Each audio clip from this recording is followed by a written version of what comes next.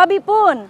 Selamat pagi, pemirsa Berita Lampung kembali hadir menjumpai Anda bersama saya Iin Hermayani.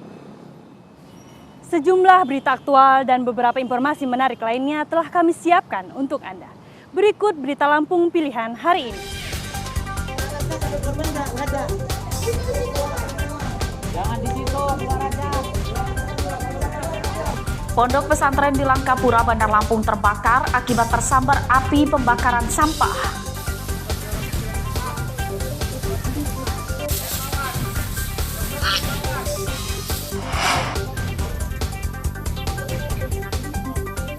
Rektor Unila dan 3 orang anak buahnya tertangkap operasi tangkap tangan KPK pada kasus suap penerimaan mahasiswa baru.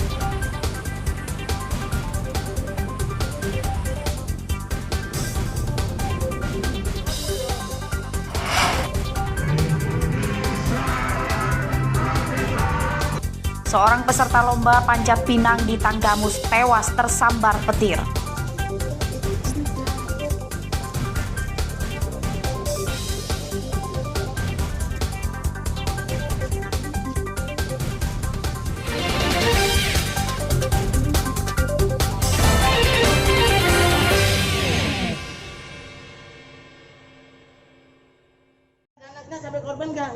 Kebakaran ini meludeskan pondok pesantren Salafiyah Al-Hijrotul di Jalan Purnawirawan, Kecamatan Langkapura, Bandar Lampung, Sabtu siang. Api cepat membesar karena bangunan 2 lantai yang terbakar semi permanen. Petugas mengerahkan 7 mobil damkar, namun api akhirnya padam setelah meludeskan bangunan hingga nyaris rata dengan tanah. Kebakaran pondok pesantren ini diduga karena tersambar dari pembakaran sampah. Kebakaran karena ada pembakaran sampah. Nah, ini tidak terkendali sehingga membakar bangunan yang boleh kita bilang semi permanen. Sehingga api menghanguskan hampir 90% bangunan yang ada di lokasi ini. Menurut pengelolanya, kebakaran pondok pesantren di tengah permukiman ini bukan musibah, melainkan disengaja karena gedung akan direnovasi. Intinya memang mau dibongkar. Minta maaf, ini bukan musibah, kebetulan saja diuji Allah. Kata orang dia listrik bukan listrik atau kompor. Bukan listrik, bukan dibakar. Ibu ini bakar-bakar anak-anak yang bakar itu ini. bukan sampah. Video ada jelas. Merambatlah ke bangunan. Itu sampah ya. Iya. Kebakaran tidak merenggut korban, namun kerugian ditaksir mencapai ratusan juta rupiah. Selain bangunan, perlengkapan pendidikan santri juga ikut ludes terbakar. Jeffrey Arifin melaporkan dari Bandar Lampung.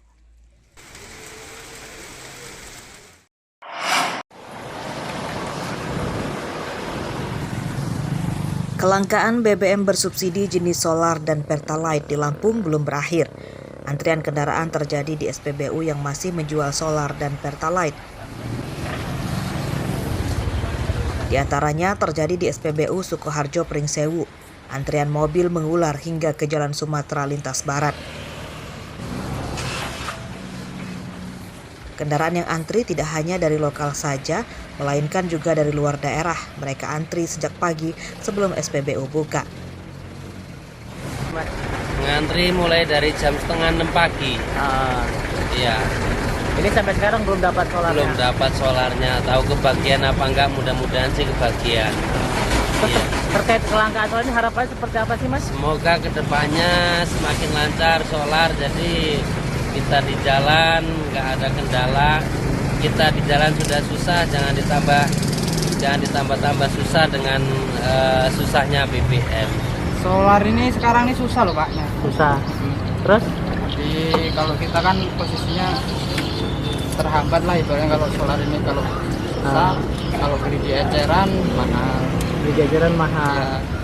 Ya, biasanya kan kalau nggak kayak gini kan bisa langsung isi, nggak nunggu-nunggu kayak gini. Ini kiriman masih banyak. Menurut para pengemudi truk, kelangkaan BBM solar terjadi di hampir semua kabupaten di Lampung.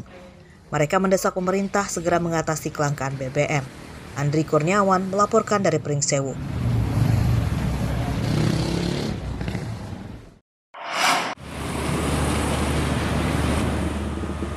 Tim KPK menangkap 7 orang yang diduga terlibat suap penerimaan mahasiswa baru dari jalur mandiri di Universitas Lampung atau UNILA tahun 2022. Mereka yang ditangkap adalah Rektor Universitas Lampung, Karomani, dan 6 anak buahnya. Ketujuh orang itu terjaring OTT KPK saat berada di Bandung, Jawa Barat, dan Lampung pada Sabtu dini hari. Kabar penangkapan rektor dan 6 pejabat UNILA itu dibenarkan oleh juru bicara KPK Ali Fikri melalui pesan video yang tersebar secara berantai pada Sabtu siang. Ketujuhnya masing-masing menjalani pemeriksaan di gedung KPK. Tim KPK berhasil menangkap beberapa pihak yang diduga sedang melakukan tindak pidana korupsi di wilayah Bandung dan juga Lampung. Salah satu yang ditangkap diantaranya adalah rektor salah satu universitas negeri di Lampung.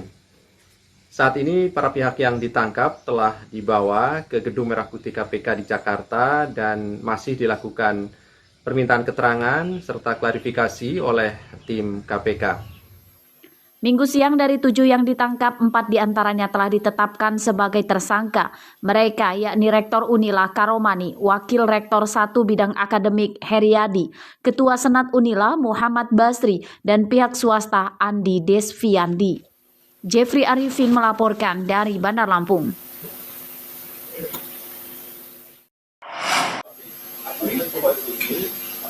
Komisi Pemberantasan Korupsi atau KPK Minggu pagi mempublikasikan hasil penyidikan sementara terkait operasi tangkap tangan atau OTT terhadap Rektor Universitas Lampung, Karomani.